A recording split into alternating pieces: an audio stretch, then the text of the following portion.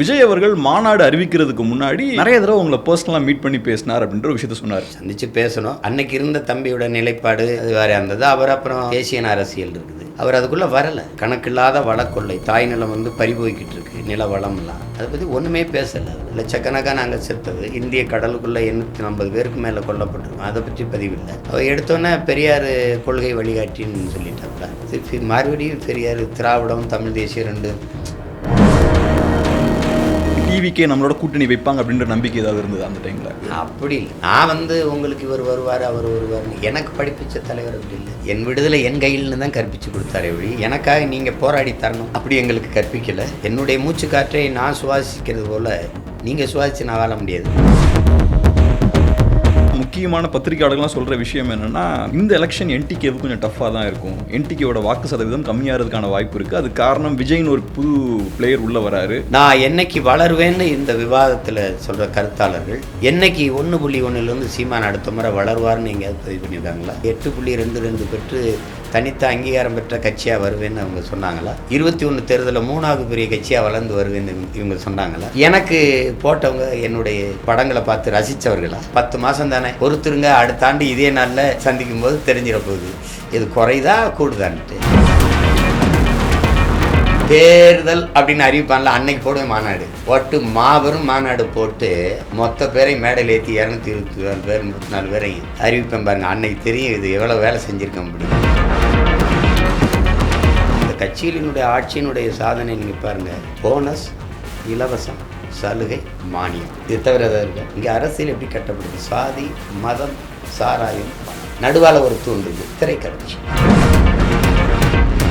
Deputy CM போஸ்ட்லாம் கூட offer பண்ணப்பட்டது அப்படின்ற விஷயத்தையும் நிறைய பேப்பர்கள் எல்லாம் படித்தேன். அதில் ஏதாவது உண்மை இருக்கா? 5 சீட்டு 10 சீட்டு இதுக்கெல்லாம் இந்த நாட்டை வெல்லாது என் கனவை நிறைவேற்ற முடியாது. கேட்க நல்லா தான் இருக்கும், அது அப்படியெல்லாம் பேச வர மாட்டாங்க. உங்களை நினச்சாதான் ரொம்ப கஷ்டமாக இருக்குது. இவ்வளவு காலம் இம்பிட்டு போய்ப்பா இவ்வளோ கஷ்டப்படுறீங்க, வாடகை வீட்டில் குடிந்த பிள்ளைகளை வச்சுட்டு வேண்டிட்டு நீங்களும் நல்லா இருக்கலாம். ஒரு 10-20 எம்எல்ஏ உள்ளே இருந்து அப்படிலாம் தான் நல்லா இருக்கும். எப்படி இதுக்கு இப்படின்றது நல்லா தான் இருக்கும். நான் நல்லா இருப்பேன், நாடு மக்களும் நாசமாக போயிடுவாங்க. பரவாயில்லையா? சார் வணக்கம். வணக்கம். எப்படி இருக்கீங்க? நலமாக இருக்கேன். 2026ன்றது முக்கியமான ஒரு தேர்தல். இந்த தேர்தலை எப்படி நாம் தமிழர் கட்சி அணுக போகிறாங்க, என்ன எதிர்பார்க்குறீங்க இந்த தேர்தலில்? எல்லாருக்கும் இருக்கிற எதிர்பார்ப்பு தான் வெற்றி தான். நாங்கள் அதை குறித்து தான் இந்த பயணத்தை தொடங்கியிருக்கோம். அதை நோக்கி தான் ஒவ்வொரு தேர்தலையும் முனைப்பாக பாய்வோம். இந்த தேர்தலில் அதுதான். ஸோ இந்த தேர்தல் தீர்மானிக்கக்கூடிய முக்கியமான இஷ்யூஸ்னு எதை சொல்லுவீங்க? இப்போ நீங்களே சொல்கிறீங்க ஒவ்வொரு பிரச்சனையாக எடுக்கிறீங்கன்னு. பிரச்சனையை நான் உருவாக்கி எடுக்கலை, இருக்குது, எடுக்கிறோம். மக்கள் அன்றாடம் சந்திக்கிற பிரச்சனைகள் தான் இங்கே தலைமை, அதுதான் இங்கே அரசியல், அதுதான் இங்கே தலைமை இருக்கும் எப்போவுமே. நீங்கள் பார்த்தீங்க ஒரு செய்தி, தமிழக சட்டசபையில் மாண்புமிகு தமிழக முதலமைச்சர் ஐயா ஸ்டாலின் அவர்கள் இந்த கடந்த 3 ஆண்டுகளில் திராவிட மாடல் ஆட்சியில் 1,00,000 போராட்டங்களுக்கு நாங்கள் அனுமதி கொடுத்துருக்கோங்கிற ஏதோ ஒரு அனுமதி பிரச்சனை இல்லை, பல இதுக்கு தரலை, அது வேறு. ஆனால் அவங்க கொடுத்ததா சொல்கிறதே 1,00,000 போராட்டங்கள். அப்படின்னா 1,00,000 பிரச்சனைகளை மக்களுக்கு இவங்க கையளிச்சிருக்கிறாங்க, திணிச்சிருக்காங்க, தந்திருக்காங்கன்னு தானே அர்த்தம். அப்போ அவ்வளோ பிரச்சனை இருக்குது. நீங்கள் களத்துக்குள்ளே இறங்கி மக்களை சந்திக்கும்போது வீடை இடிக்கிறாங்க, நிலத்தை பறிக்கிறாங்க, காட்டை அழிக்கிறாங்க, இப்படி ஏகப்பட்ட பிரச்சனைகள் இருக்குது. இங்கே கம்மாயை தூர்வாருங்கிற பேரில் நீண்ட காலமாக பல 100 ஆண்டுகளாக படிஞ்சிருந்த வண்டல் மண்ணுகளை அள்ளி விற்கிறது, ஏகப்பட்ட சிக்கல்கள். இதில் 1 2 இல்லை, சொல்ல முடியல, லட்சம் பிரச்சனை இருக்குப்பா அப்படின்னு. எப்போவுமே மக்களுக்கு பிரச்சனைகள் தான் தலைமை இருக்கும். அந்த பிரச்சனைகளுக்கு தீர்வு யார்? அந்த பிரச்சனைகளுக்கு எவன் முகம் கொடுத்து களத்தில் நிற்கிறானோ அவனை தான் அவங்க கண்ணுக்கு தலைமையாக தெரியும். இப்போ அந்த மாதிரி தான் நீங்கள் இதை பார்க்கணும். பசித்தவன்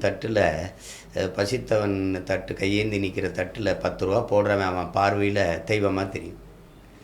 அது கவலையோடும் கண்ணீரோடும் கைகளில் மனுக்களோடும் நிற்கிற என் மக்கள்கிட்ட ஆறுதலாக முன்னாடி நிற்கிற மகன் யார் நிற்கிறாங்களோ அவன் தான் அவனுக்கானவனாக தெரியும்.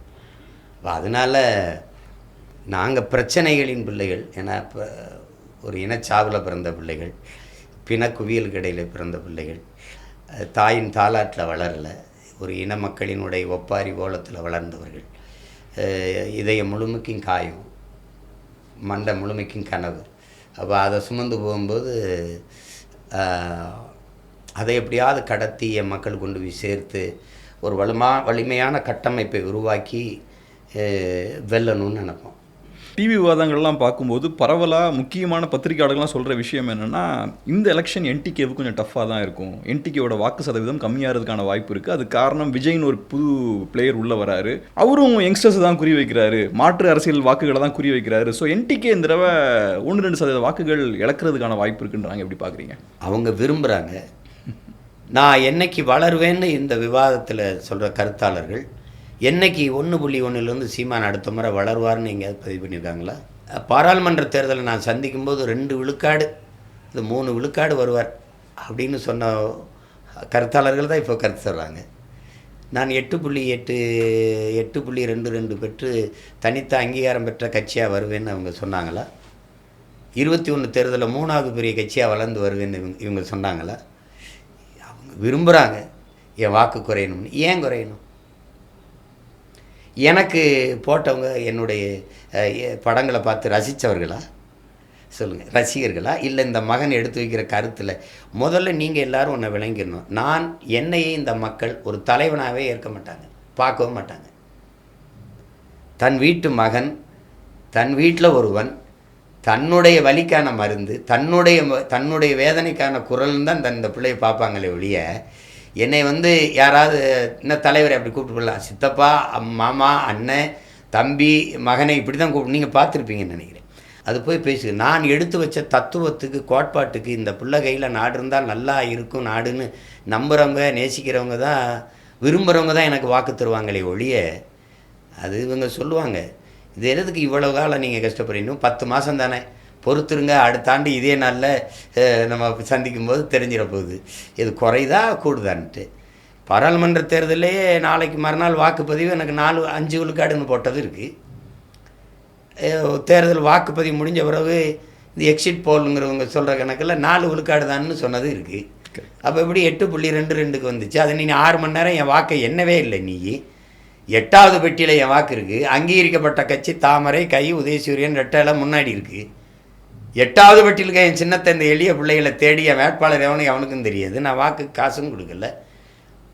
என்னை தேடி 36 லட்சம் வாக்கை போட்டு அங்கீகாரம் பெற்ற ஒரு கட்சியாக உயர்த்திருக்காங்கன்னா என் மக்கள் நம்ம எல்லாரும் பதறுகள் நினச்சிங்கன்னா அது நீங்கள் தான் பதறணும். அது 26 தேர்தலில் தெரிஞ்சிட போகுது. என்ன நீங்கள் சொல்லி நாங்கள் எடுத்து வைக்கிற அரசியலை தாண்டி வேறு எந்த கருத்தை எடுத்து வச்சு வாக்காக நீங்கள் மாற்றுவீர்கள்? திரைக்கவர்ச்சிக்கு ஒரு ஈர்ப்பு இருக்கும், அது யாரும் மறுக்க முடியாது. எவ்வளோ நாளைக்கு இருக்கும்? இவங்கெல்லாம் சீமானும் சினிமாவில் தானே வந்தாருன்னு ஒரு வார்த்தையை பேசுவாங்க. அவரும் திரைத்துறையில் தான் வந்தாங்க.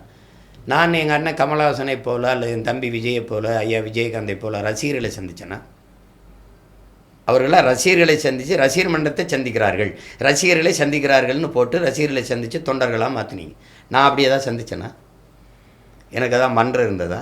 செத்துப்போன இனத்தின் வேதனையும் வலியும் கத்தி கத்தி ஒற்றை மகனாக தொண்டை கட்டி நெஞ்சு படைக்க ஓடி இவ்வளவு உணர்வு சூடை ஊட்டி ஊட்டி ஒன்று திரட்டி ஒரு படையை கட்டி ஏறும். 10 ரூபா காசு இல்லை. எங்கள் அப்பா அமைச்சரோ பின்புலமோ ஒன்றும் கிடையாது.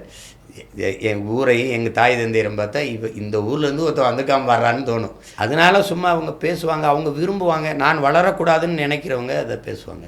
நான் வீழணும். ஏன் வீழணும்? என் வாக்கு குறையணும். ஏன் வாக்கு குறையணும்? சீமான், இதனால் நீங்கள் வளரக்கூடாதுன்னு சொல்லுங்கள், நானே இந்த களத்துலேருந்து வெளியேறிடுறேன். 5 வருஷம் ஆட்சியை கொடுத்தா அநியாயமாக நாட்டை நாசம் பண்ணிட்டியே, ஒரு குற்றச்சாட்டவை. கணக்கில்லாத ஊழல், லஞ்சம், சகிக்க முடியாத கொலை கொள்ளை, கணக்கில்லாத வழக்கு சுரண்டல், அப்படி ஏதாவது செஞ்சிட்ட சீமான். இதில் தடுக்கப்படாத ஒரு மகன் அழிஞ்சிடணும், அவன் குறைஞ்சிடணும். எப்படி இருக்கு? ஒரு நல்ல ஒரு பாயிண்ட் சொன்னீங்க. அதாவது ஒரு 10 மாதம் வெயிட் பண்ணால் ரிசல்ட் என்னன்னு தெரிஞ்சிட போது, எதுக்கு இப்பயே பேசணும் நீங்கள்? அதான் இந்த கருத்தாளர்கள்லாம் பார்த்தீங்கன்னா ட்ரெண்ட் அதுவாக தான் இருக்குது, எல்லாம் அதை தான் டிஸ்கஸ் பண்ணுறாங்க. அந்த கருத்தாளர்கள் என்னைக்கு நீ என்ன சொல்லியிருக்க, நீ உன் கருத்தை தூக்கி குப்பையில் போட, நீ என்ன கருத்து சொல்கிற? நீ தான் சொல்கிறிய 43 விழுக்காடு போட போகுது திமுகவுக்கு, 47 வருது. அப்புறம் எதுக்கு ஓட்டு காசு கொடுக்குறாரு? எது காசு கொடுக்குறீங்க? எதற்காக திமுகவுக்கு போடணும், இதுக்காக போட போகிறோன்னு மக்கள் சொல்கிறாங்க. அதை சொல்லு முதல்ல. நீ சரியான கருத்தாளன். இந்தந்த காரணத்துக்காக போடுவோம், மக்களுக்கு திமுக வாய்ப்பு கொடுப்போம்னு சொல்கிறாங்கன்னு சொல்லு. அப்போ தானே அடுத்தவன் இதெல்லாம் மக்கள் ஏற்கிறாங்கன்னு அது சொல்லு. ஏதாவது சொல்லு. கள்ளச்சாராயம் குடிச்சு செத்தா 10 லட்சம் கொடுக்குறாங்க, அதுக்காக நாங்கள் போடுவோம் அப்படி சொல்லு. தெருக்கு தெரு டாஸ்மார்க்கை திறந்து வச்சு பல லட்சக்கணக்கான பெண்களின் தாலி அறுத்துருக்காங்க. அது விதவைகள் ஊக்க திட்டம்னு ஒன்று கொண்டு அப்படி ஏதாவது சொல்லு. என்னன்னு சொல்லு. இல்லை அதிமுக கொடுக்குறாங்க, இல்லை அதிமுக ஆட்சியில் இது சிறப்பாக இருந்துச்சு, இது இப்படி எதையாவது ஒன்று சொல்லு. இவருக்கு போடணும், ஏன் போடணும்?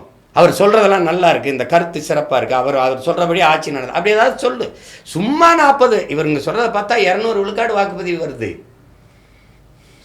100 விழுக்காடு தானே மொத்தம். 100 விழுக்காடு பதிவாகிறது இல்லை, அது உங்களுக்கு தெரியும். 60 70 அதிகபட்சமாக போனால் 80, இல்லைன்னா சில இதில் 40 45 50 கூட சில தொகுதியெல்லாம் வந்துடுது. ஆனால் இவங்க சொல்கிறது 40 அப்படின்னு அதிலேயே 120க்கு மேலே உங்களுக்கு புரியுதுன்னு நினைக்கிறேன். இங்கே வாயா 100 விழுக்காடு தான் வாக்கே இருக்குது.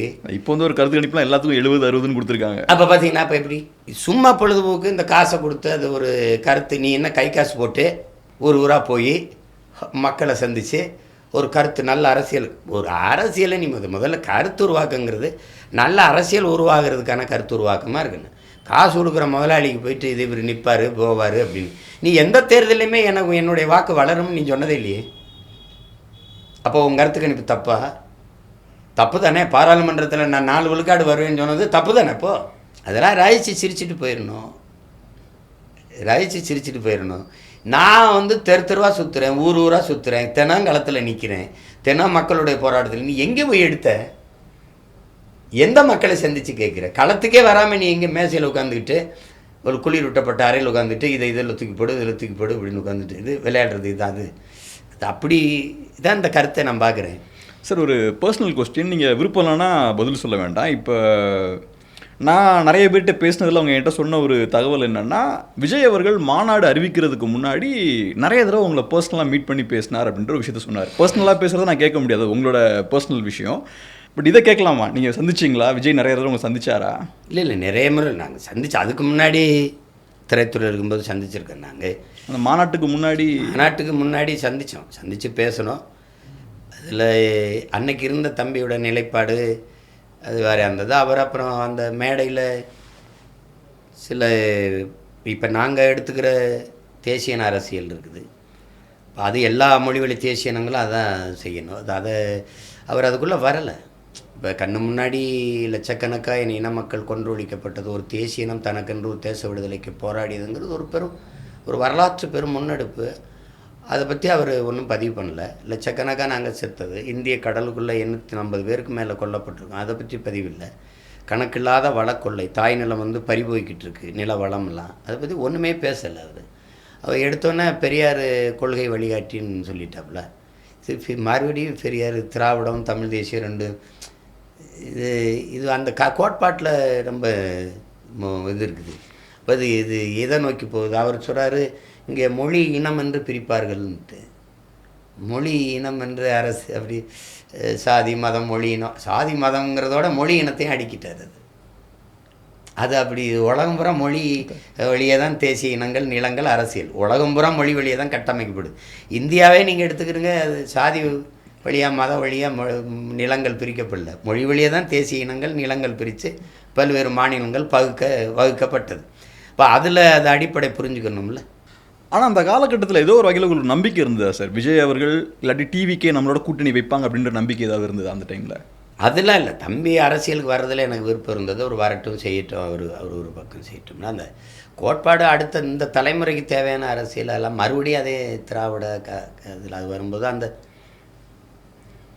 அது கூட இருக்கிறவங்க இது இருக்கணும், இது இருந்தால் தான் தமிழ்நாட்டு அரசியல், பெரியார் இல்லாமல் ஒன்றும் இல்லை, இப்படி சொல்லி கொடுக்குறது தான். ஆனால் அந்த பக்கமாக போக மாட்டார், நம்மக்கிட்ட வருவார்ன்ற நம்பிக்கை இருந்தது அவங்களுக்கு? அப்படி இல்லை. நான் வந்து உங்களுக்கு இவர் வருவார் அவர் வருவார்னு எனக்கு படிப்பித்த தலைவர் அப்படி இல்லை.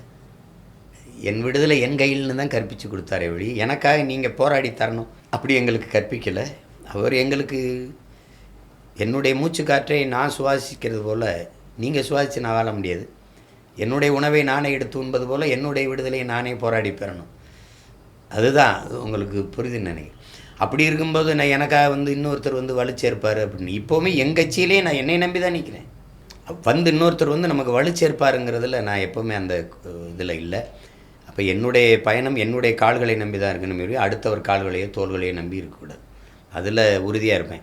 வந்தால் எல்லாரும் சொன்னது வந்தால் அது இப்போ ரொம்ப தூரம் போயிடுச்சு, இனி அதை பற்றி பேசி பயனில்லை. நான் கிட்டத்தட்ட 150 பேருக்கு மேலே வேட்பாளர் களத்தில் இறங்கி என் பிள்ளையை சத்தம் போடாமல் வேலை செஞ்சுருக்காங்க. இப்போ அதே மாதிரி ஜூலை இறுதியில் தீவிரம் எடுத்துருவாங்க.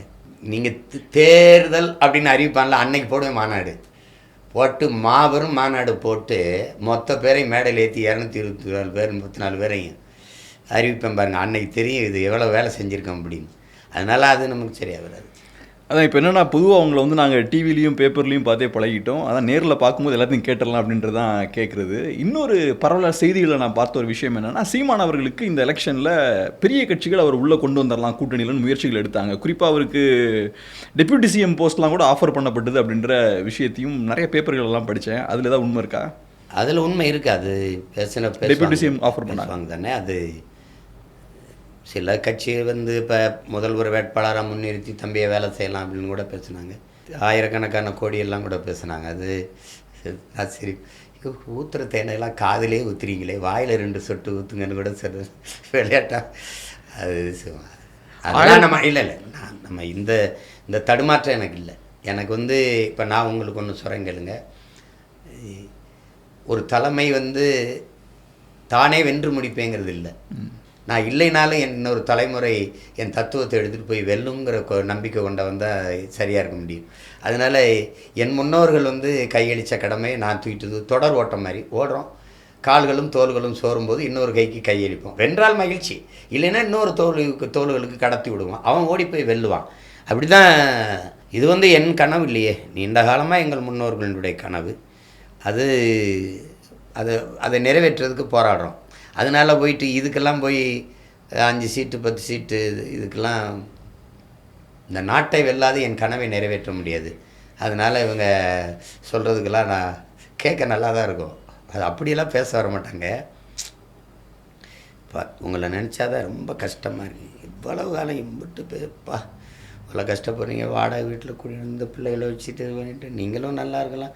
ஒரு 10-20 எம்எல்ஏ உள்ளே அப்படிலாம் தான் நல்லாயிருக்கும்.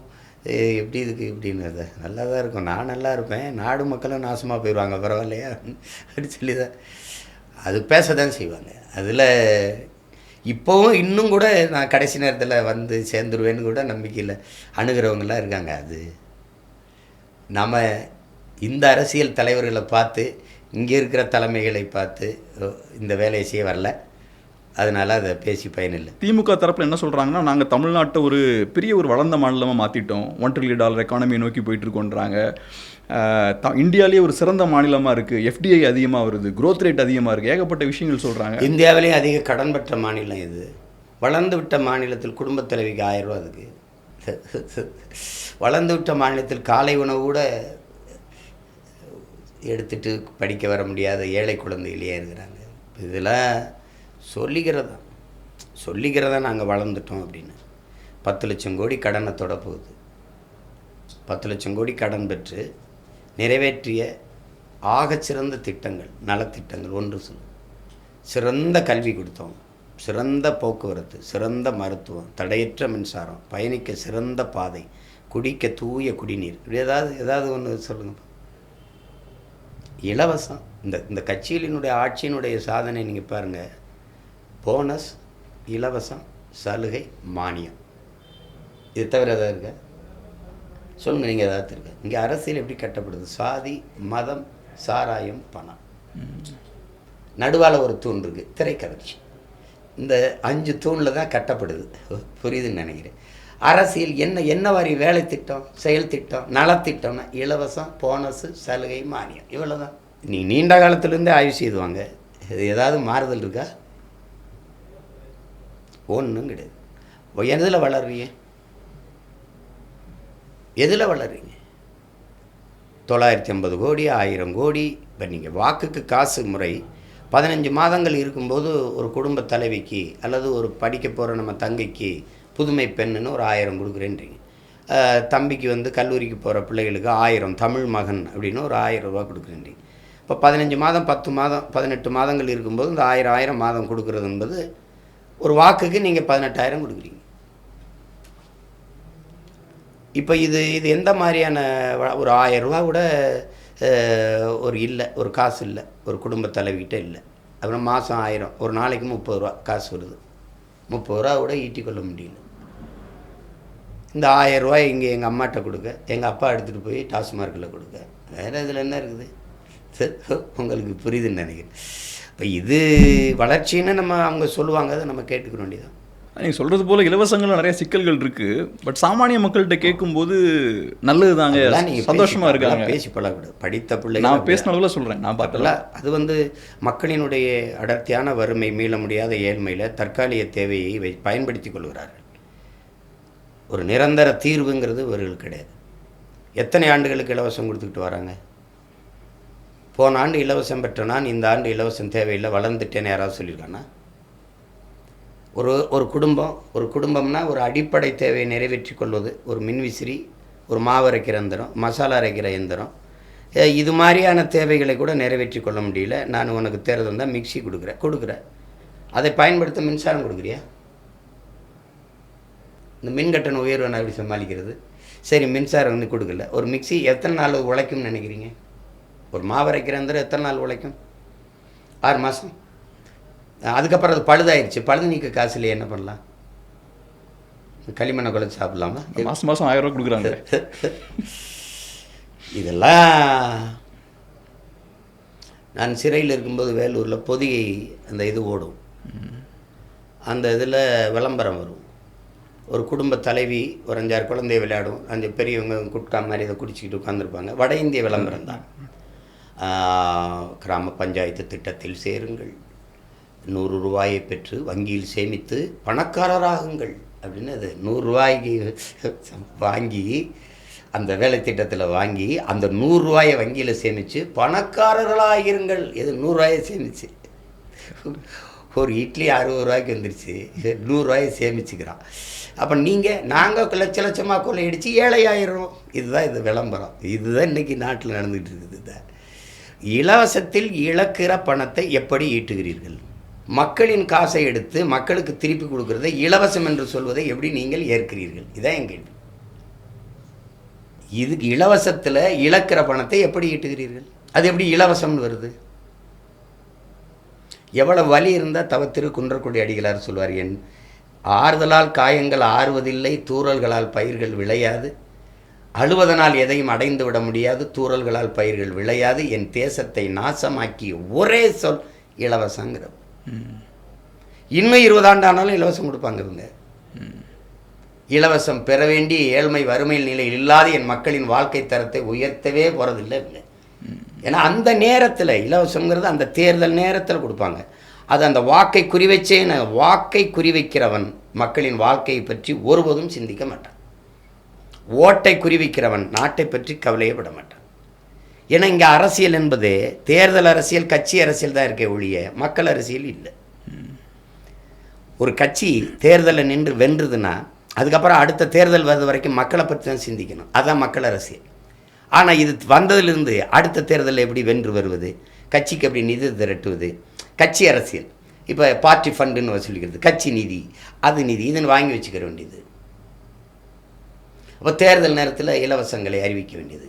இந்தியாவிலேயே தமிழ்நாட்டில் தான் இலவசங்கள் அதிகமாக இருக்குன்னு நினைக்கிறேன். ஏன் தமிழ்நாட்டில் இவ்வளோ அதிகமாக இருக்குது? தமிழ் மக்கள் அதை ஏன் ஏற்றுக்கிறாங்க? நேர்மையற்ற ஆட்சியாளர்கள் வரும்போது பெருந்தலைவர் எதை இலவசமாக கொடுத்தாரு? நீங்கள் இப்படி தான் பார்க்கணும். ஒரு மகன், அவர் 9 ஆண்டுகள் தான் இருந்துக்கிறாரு, இவ்வளவு மக்கள் தொகை இல்லை, இவ்வளவு வருவாய் பெருக்கம் இல்லை. அப்போ உங்களுக்கு தெரியும், ரொம்ப வறுமையான காலங்களில் கோதுமையெல்லாம் இறக்குமதி சாப்பிட்டுக்கிட்டு இருந்த காலகட்டங்களில் அவர் அவ்வளவு அணைகளை கட்டியிருக்கிறாரு, நீர்த்தேக்கங்களை, சாலை போட்டிருக்கிறாரு, எண்ணற்ற தொழிற்சாலைகளை கொண்டு வந்தார். பள்ளிக்கூடங்களை 14,000 பள்ளிக்கூடங்கள்கிட்ட கட்டி படிக்க வச்சுருக்காருல. இந்த நாட்டில் எது இலவசமாக இருக்கணும்னு நீங்கள் நினைக்கிறீங்க? ஒரு அறிவார்ந்த பெருமக்கள் ஆழ்ந்து சிந்திச்சு பார்த்தா அறிவை வளர்க்கும் கல்வி, அது இந்த நாட்டின் குடிமக்களுக்கு எல்லோருக்கும் சமமாக சரியாக தரமாக இருந்திருக்கணும். ஏழை பணக்காரன், உயர்ந்தவன் தாழ்ந்தவன் பாகுபாடின்றி இருந்திருக்கேன். நான் அறிவு இந்த நாட்டில் பிறந்ததை தவிர நான் ஒரு பிழையும் செய்யலையே. எனக்கே நான் விரும்பிய கல்வியை கற்கிறது இவ்வளவு கடுமையானது இருக்குது, இவ்வளோ பெரும் கொடுமையும் சுமையுமா ஏன் இருக்குங்கிறது இருக்குல்ல? இருக்குது. கல்வி, அறிவை வளர்க்கும் கல்வி பொதுமையாக இலவசமாக இருந்திருக்கும், தரமாக இருந்திருக்கும். உயிரை காக்கும் மருத்துவர் இருந்திருக்கணும். உலக உயிர்களின் உயிர் தேவையாக இருக்கிற நீர் பொதுமையாக இருந்திருக்கணும். எல்லோருக்கும் தரமான குடிநீரை இந்த அரசு விநியோகிச்சிருக்கணும். இப்போ இதெல்லாம் தனியார் மயப்படுத்தி வியாபார பண்டமாக மாறிவிட்ட பிறகு அந்த நாடுன்னு சொல்கிறதா சுடுகாடுன்னு சொல்கிறதா? இங்கே எப்படி இருக்குது ஆட்சி முறையை பாருங்கள். ஒரு தடவை அந்த ஆட்சி முறையை பாருங்கள். பேருந்து கட்டணம் இலவசம் மாணவனுக்கு, ஆனால் கல்வி கட்டணம் 5 லட்சம் 10 லட்சம். நாங்கள் என்ன நினைக்கிறோம், அதை இலவசமாக்கி இதை கட்டணம் கொடுத்துக்கிறேன். இந்த பேருந்து கட்டணம் 50 ரூபா வருமா, இல்லை ஒரு 20 ரூபா வருமா, 100 ரூபா வருமா, அதை நான் கட்டி எடுத்துக்கிறேன். ஆனால் அந்த 10 லட்சம் பணம் கட்டி கல்வி கற்கிற கொடு நிலைமை இருக்குல்ல, அதை மாற்றுங்கிறோம். பாலத்தை கட்டிட்டு வர்றாங்க, ஒரு மலையில் பேர்ந்துக்கிட்டு போகுது, அதுக்கு 150-200 கோடி காலியாகுது. பள்ளிக்கூடத்தை அரசு பள்ளிக்கூடத்தை கட்டிட்டு பிள்ளைங்க சாப்பிட்டுட்டு மேற்கூரை இடிஞ்சு சாப்பாடு தட்டில் விழுகுது, அது தலையில் விழுந்தால் செத்து போகும். அப்போ இது ஒவ்வொன்றையும் நீங்கள் நமக்கு ஒரு ஒரு ஒரு மாயை தேவைப்படுது. இப்போ மெட்ரோன்னு நம்ம சென்னையில் பார்க்குறோம், எங்கே பார்த்தாலும் தூண்களாக இருக்குது, இது கட்டிட்டு போகிறாங்க. 72,000 கோடிங்கிறாங்க. அது திட்டம் உலக வங்கியின் திட்டம், நம்ம திட்டம் இல்லை. அவள் கடனை இதுக்கு கொடுத்து பிரமிக்க வச்சுட்டு நிலத்தில் இருக்க வளத்தையெல்லாம் எடுத்துகிட்டு போயிட்டுருப்பான். மெட்ரோவில் பயணிங்கன்னு செய்ய போகிற மக்களின் விழுக்காடு எவ்வளவு இருக்குன்னு நீங்கள் நினைக்கிறீங்க? ரொம்ப குறைவாக தான் இருக்கும். சரி, வெகுஜன எல்லார் வீடுலேயும் மகிழுந்து இருக்குது, உந்துருளி இருக்குது, மோட்டர் பைக் இருக்குது, தானி இருக்குது, அரசு பேருந்து போக்குவரத்து இருக்குது, அதுபோக தொடர் வண்டி இருக்குது, ஏற்கனவே இருக்குது. அவனுக்கு வேண்டியது தரமான சாலை. ஒரு மழை பெஞ்சால் தேங்காமல் நீர் அப்படி சாலை கேட்குறான். இந்த மெட்ரோன்னு இது இவ்வளோ 1000 கோடியை கொட்டி ஒரு நகரத்தினால கெடுத்து இப்படி போட்டு கட்டி தூணாக நிறுத்தி நீங்கள் பார்ப்பீங்க. இது உள்ள ஒரு பகுதியாவது வேலையை செஞ்சு முடிச்சுட்டு போயிருக்கணும். மொத்தமாக தோண்டி போட்டு இது எப்படி, இது ஏற்கனவே அது தோற்று போச்சு. அது கோவாலெல்லாம் மற்ற இடங்கள் எல்லாம் தோற்று போச்சு. தமிழ்நாட்டில் நிறைய பிரச்சனைகளும் இருக்குது, மக்களுக்கு புது அரசியல் மாற்றம் வேணுன்ற ஆசையும் இருக்குது. ஆனால் ஒவ்வொரு தடவையும் பார்த்தோன்னா புதுசாக நடிகர்கள் உள்ள வரதை பார்க்க முடியுது. 19 கமல் வந்தார், 21 கமல் வந்தார், நான் மாற்றுன்னு சொன்னார். இப்போ விஜய் உள்ள புதுசாக வந்திருக்காரு. ஸோ நீங்கள் ஒரு சைடில் மாற்றுன்னு சொல்கிறீங்க, அதே இதை பேரலாக இன்னொரு சைடில் அவங்க வைக்கிறாங்க. அதை நீங்கள் ஒன்று உங்களுக்கு தெரிஞ்சுக்கணும். நீங்கள் பிரச்சனையில் இருக்கும்போது தலைவனை தேடுவாங்கன்னு நான் சொல்லலை. உலகத்தில் எல்லா ஞானிகளும் சொன்னது தான், தத்துவ மேதைகளும். அதை என்ன சொல்கிறான்னா, மின்சாரம் இல்லாத இரவுகளில் மக்கள் மெழுகுவர்த்தியை தேடுவார்கள்ங்கிறான். கரெக்ட். அநீதியும் அக்கிரமமும் பெருகுகின்ற காலங்களில் மக்கள் நல்லவனை தேடுவார்கள்ங்கிறான், நல்லவர்களை தேடுவார்கள்னு. அப்போ என்ன பண்ணோம், நம்ம அது வரைக்கும் நல்லவனாகவே இருக்கணும். உங்களுக்கு புரியுதுன்னு நினைக்கிறேன். அது காத்திருக்கணும். அது நாங்கள் தான் நல்லவர்கள்னு புதுசாக வந்துகிட்டே இருக்காங்க. அதுதான். அது என்ன செய்யணும்னா, ஜனநாயக நாட்டில் மக்களாட்சியை ஏற்றுக்கொண்ட ஒரு நாட்டில் இது தவிர்க்க முடியாத ஒன்று ஆகிடுது. அதில் மாற்று அப்படின்னு வரும்போது வார்த்தை மாற்றாக இருக்கக்கூடாது, தத்துவ மாற்று. எதிலிருந்து எப்படி, எந்த இடத்துல இந்த கட்சியிலேருந்து நான் மாறுபடுறேன், எந்த இடத்துல இதிலிருந்து நாங்கள் இந்த கோட்பாட்டிலிருந்து நாங்கள் மாறுபடுறோம், அப்போ இது எப்படி அப்படின்னு இருக்குது இல்லையா? அப்போ அதில் தான் நீங்கள் மாற்று. அது மாற்றம் என்பது சொல்லல்ல செயலுங்கிறது கோட்பாட்டை நாங்கள் முன் வச்சது காரணம் அதுதான். அப்போ அந்த மாதிரி ஒரு கோட்பாட்டை வைத்து வரணும். அது எப்போவுமே திரைப்புகள் ஒரு முகவரி அட்டை போல், இப்போ அது எப்படி சொல்கிறது, முக்கிய பிரமுகர்கள் நுழைவு இப்படி இருக்குல்ல, விஐபி என்ட்ரிங்கிற மாதிரி அது பயன்படும். அது வாங்க முதல்ல வாங்க அப்படி அதுக்கு பயன்படும்.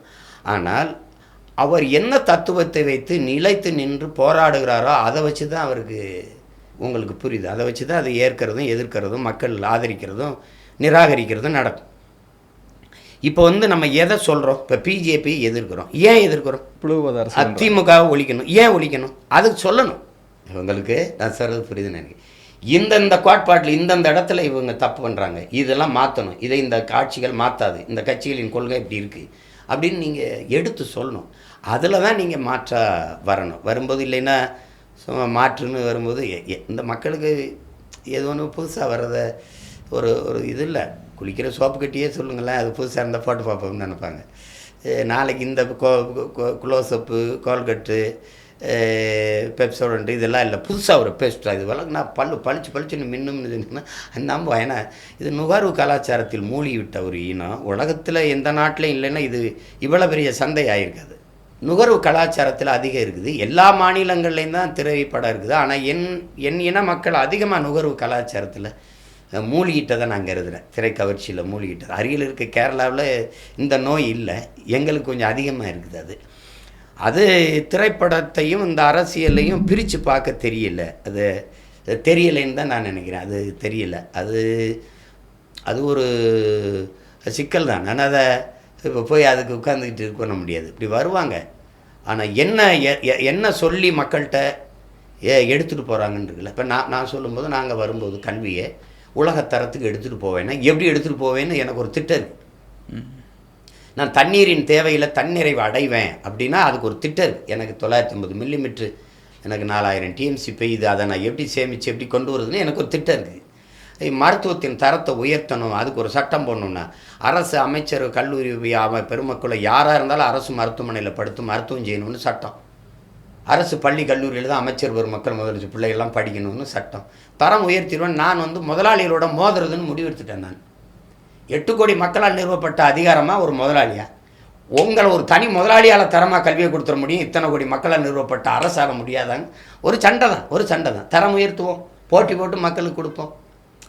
அதை செய்ய முடியும்ல. இப்போது பினராயி விஜயன் அரசு பள்ளிக்கு வருகிற மாணவர்களின் எண்ணிக்கையை 30 விழுக்காடு உயர்த்திட்டாருன்னு செய்தியை படிக்கும்போது நமக்கு மகிழ்ச்சியாக இருக்கு இல்லையா? டெல்லியில் அரவிந்த் கெஜ்ரிவால் நட்சத்திர விடுதி போல பள்ளிக்கூடத்தின் கட்டணங்கள் தரத்தை மாற்றி உயர்த்திட்டார்.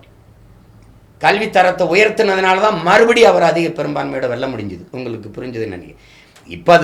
இப்போ இருக்கிற நிலைமையை விடுவோம். அன்னைக்கு அவர் 2வது முறை வென்றது கல்வியை தரம் உயர்த்தினாருங்க, யாரும் மறுக்க முடியாது. அப்போ அந்த மாதிரி ஒரு கனவு இருக்குது. எனக்கு ஒரு கனவு இருக்குது.